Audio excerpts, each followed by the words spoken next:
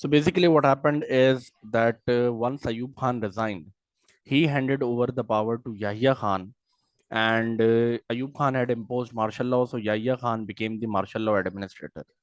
Now there are a series of reforms which are quite brief, which have been introduced by Yahya Khan. So those are only 4 reforms that you need to remember. Nothing more, nothing less.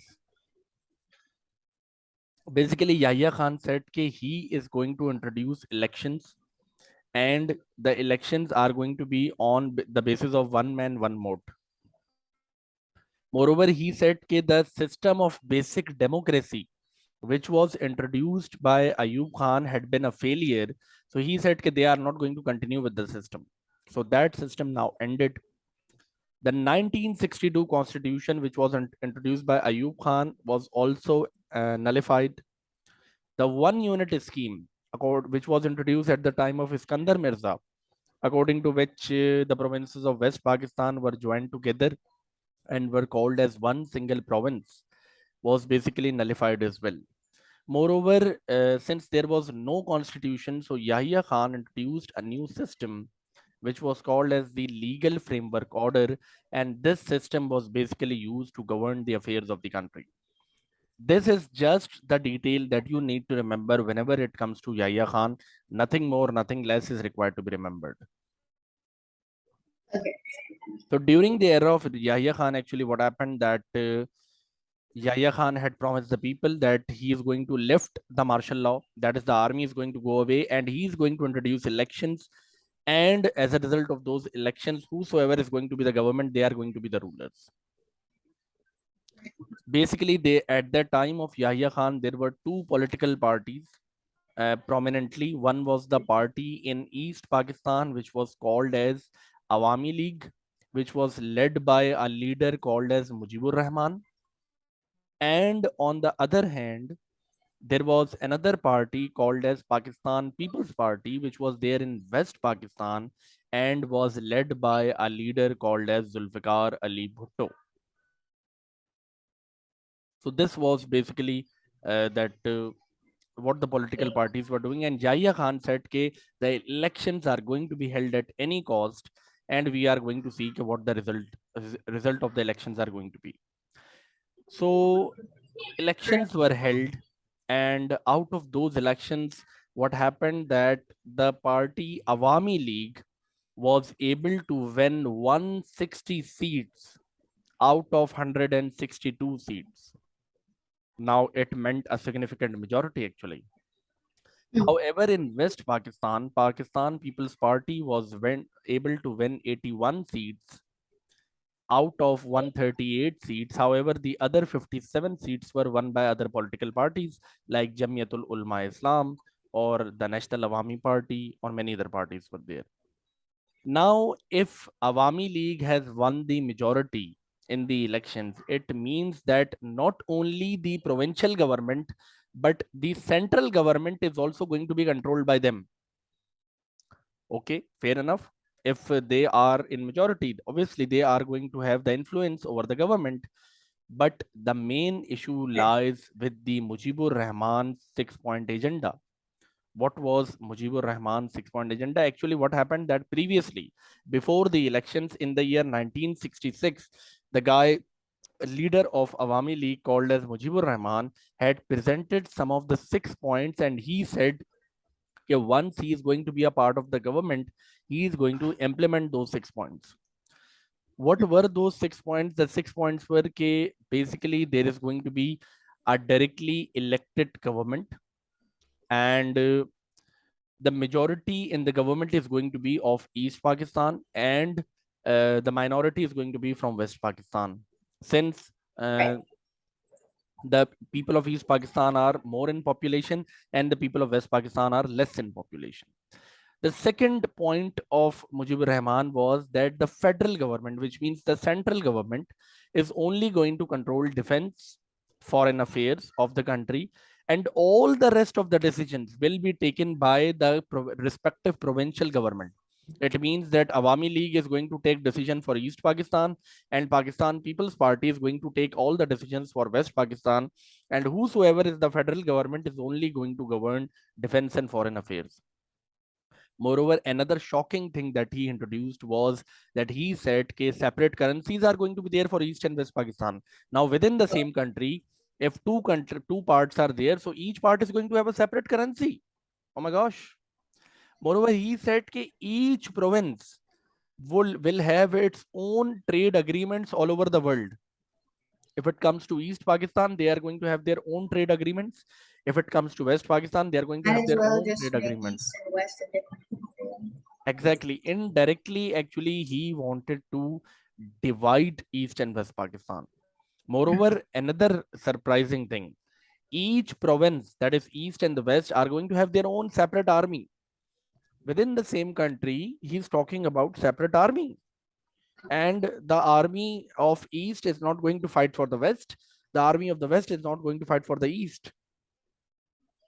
As well as what he said was that the taxes are going to be collected by the provinces, and only a certain share is going to be given to the federal government, nothing more, nothing less. So that turned out to be a problem. And this was the thing which was introduced by Mujibur Rahman. And he said, if I'm going to be a part of the government, I am going to implement it. These 6 points were actually rejected by Yahya Khan, and he said, this is something which cannot be implemented. If you are going to implement it, actually, it is going to lead to the breaking of Pakistan. And Pakistan is going to be divided into parts, and obviously, other countries, the enemies of Pakistan, are going to take advantage of this situation. But he didn't listen to it, and he said, I am going to implement it at any cost. Achha, one more thing, talking about the background of that what is going on between the people of East and West Pakistan. So basically what has happened is that the people of East Pakistan are in majority, which means that they are more in population as compared to the people of West Pakistan. However, the people of West Pakistan were rich as compared to the people of East Pakistan, which were kind of poor. The next thing that occurred was the political domination that the people of East Pakistan, they claimed that we are 55% of the total population. We should be given a higher representation in the national assemblies. However, they weren't given a higher representation, and this angered the people. They became angry. There were the economic issues as well. What were those economic issues? The economic issues were that actually all the industrialization and everything of development was done in East West Pakistan. However, no industrialization, nothing was available in East Pakistan. That turned out to be another major problem. All the industries in Pakistan were owned by 20 families who were living in West Pakistan. Now, Right. if we talk about the per capita income, that is the income earned by a single person. So at that time, the people in West Pakistan, their income was 330 rupees. It increased to 373 rupees. However, in East Pakistan, the income of the people was 305 rupees. It decreased to 288 rupees. So the people, they became angry that the people of West Pakistan are prospering and the government is least bothered about us, and the government is not concerned, what are we up to? What are we doing and what are we gonna do? The government is least bothered about us. Moreover, what happened that a cyclone occurred at that point of time, and this cyclone, it occurred in East Pakistan, and it destroyed all the agricultural and food products of East Pakistan. Now a famine turned out to be in East Pakistan. All the countries of the world, they contributed in the form of money and food supplies for East Pakistan. However, the supplies were not sent on time by the government of Pakistan. The people became further furious at the government. What kind of behavior is this thing? Then there were some cultural issues as well, since East and West Pakistan were two parts and there was a difference of 1,000 miles. The tradition, the culture, music, art was quite different. Moreover, the language issue, if we talk about, so the language issue was another major conflict between the two parts. The language of East Pakistan was Bengali and the language of West Pakistan was Urdu.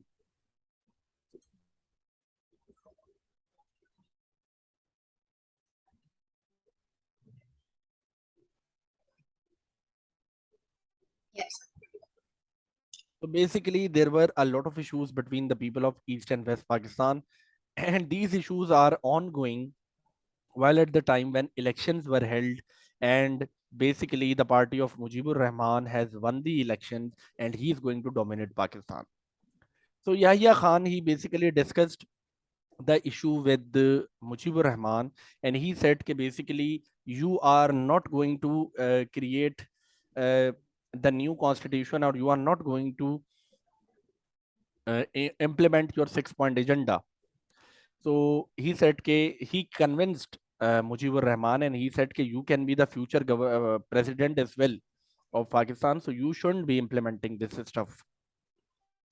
However, a controversy was going on between Mujib and Yahya. Mujibur Rahman was of the idea that he's going to implement all this stuff. However, Yahya Khan was of the idea that this stuff shouldn't be implemented. At that time, Zulfikar Ali Bhutto, he announced that Pakistan People's Party is not going to take up the seats in the assembly. That is, they are not going to start over with the government until and unless Mujibur Rahman reaches an agreement with other political leaders that how the power is going to be shared within the government. So basically what happened that just 2 days before when the assembly was to be started, Yahya, he postponed the meeting. So the people of East Pakistan, they felt betrayed. Can now, since their government has won the elections, their political party has won the elections. So now, with a malified intention, Yahya Khan is manipulating things around. So a campaign of mass civil disobedience, strikes, demonstrations, and refusal to pay taxes started.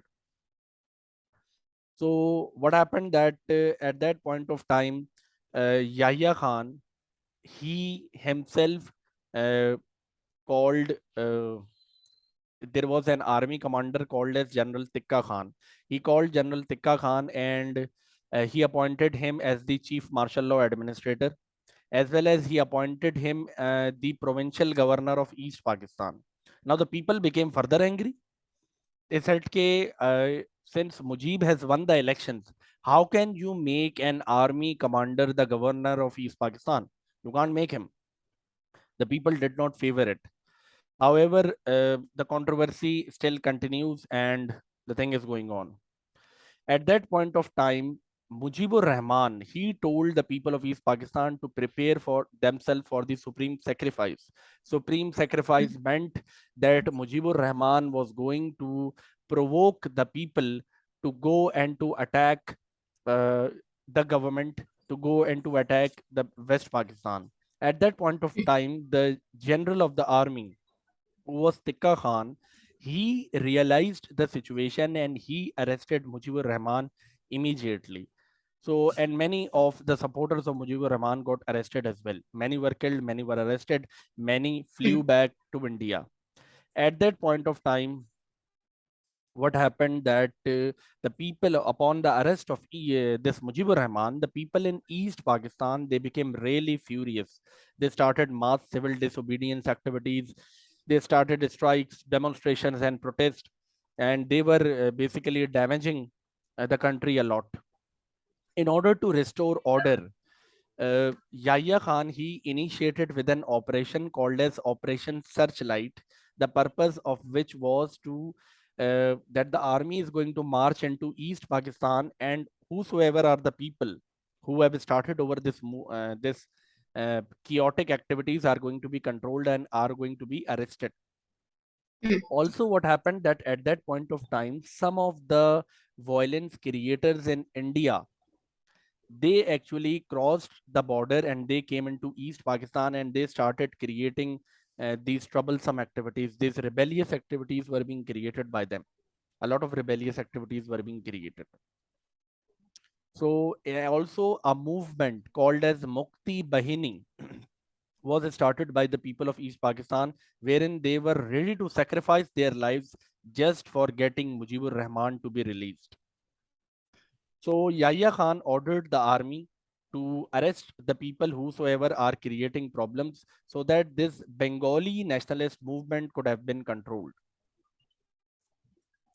However, when this Operation Searchlight started, at that point of time, what the people of East Pakistan did, that they went over to India and they asked India, कि भाई the army of Pakistan has attacked us, so please protect us by providing backup. Now, if you can well imagine, the people of East Pakistan who are living in East Pakistan, what are they doing? They are going to basically the people of to the Indian government, and they are asking for help. That the army of East Pakistan has West Pakistan has attacked us, so we require your help. India was actually ready to support the people of East Pakistan, because India was actually finding the right time to attack on Pakistan, and this was an opportunity available for India. So India said, ki, yes, since you want your independence and the people of West Pakistan, the government of West Pakistan, the army is not letting you to be independent, so hereby we provide aid in the form of army to you. So on 31st of March 1971, India declared that they were supporting the people of Bengal against West Pakistan. The Indian army began to train and armed rebel Bengali army called as Mukti Bahini, and the purpose was to start chaotic activities within the country. At that point of time, Yahya Khan sent more troops to East Pakistan to control the situation, and from there, the Indian government sent their forces as well, and they came over, and a war started between India and Pakistan. However, that war was stopped within a few weeks. That war could continue, and finally, the Soviet Union, that is Russia, with the help of Russia, a treaty of friendship and peace was commenced with India. And finally, the war stopped between India and Pakistan. However, at this point of time, in the peace treaty, it was written that the soldiers of Pakistan have surrendered, and India has basically they have basically taken their forces back. So this is something basically which happened at that time, and finally an agreement was reached and the war stopped. After the war stopped, majority of the soldiers of Pakistan's army were captured by India, and some of the areas as well were captured by the Indian army.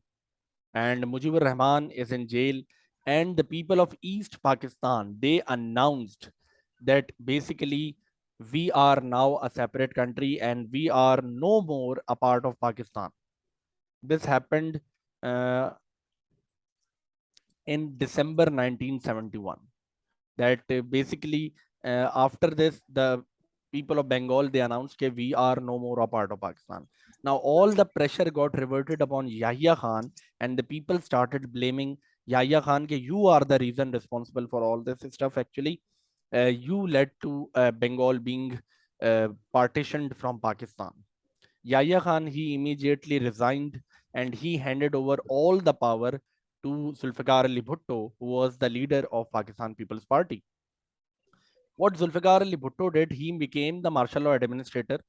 But what he did, he released Mujibur Rahman, who was in jail. Mujibur Rahman got released. He went to East Pakistan and he became the Prime Minister of East Pakistan. And this is how the East Pakistan got separated from West Pakistan. Later, once East Pakistan announced that they are no more a part of Pakistan, so India, UK, and many other countries, they recognized Bangladesh as a separate country. They supported Bangladesh. Okay, if Bangladesh wants to be a separate country, there are no issues, and yes, Bangladesh can be a separate country without an issue. So on 20th of December 1971, Yahya Khan resigned, and this is how Pakistan, East Pakistan got separated from West Pakistan. If we talk about the effects of the war, so basically half of the area of Pakistan was lost, and the whole of West Pakistan were in shock. People were demoralized. Over 90,000 troops were taken over by India. Just they occupied. Indians occupied 5,000 square miles of Pakistan territory, where the Pakistan government only got 120 square miles of Indian territory. Also, the export of jute. Jute was a crop which was produced in East Pakistan. It was now also not available. So Yahya Khan, he resigned, and now the power is there with Zulfikar Ali Bhutto.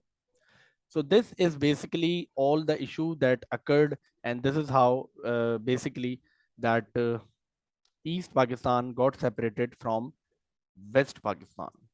So usually what a question comes is that a question comes for 14 marks. This is how a question can be. Okay, was the war between India and Pakistan the main reason which led to the separation of East Pakistan? Explain your answer.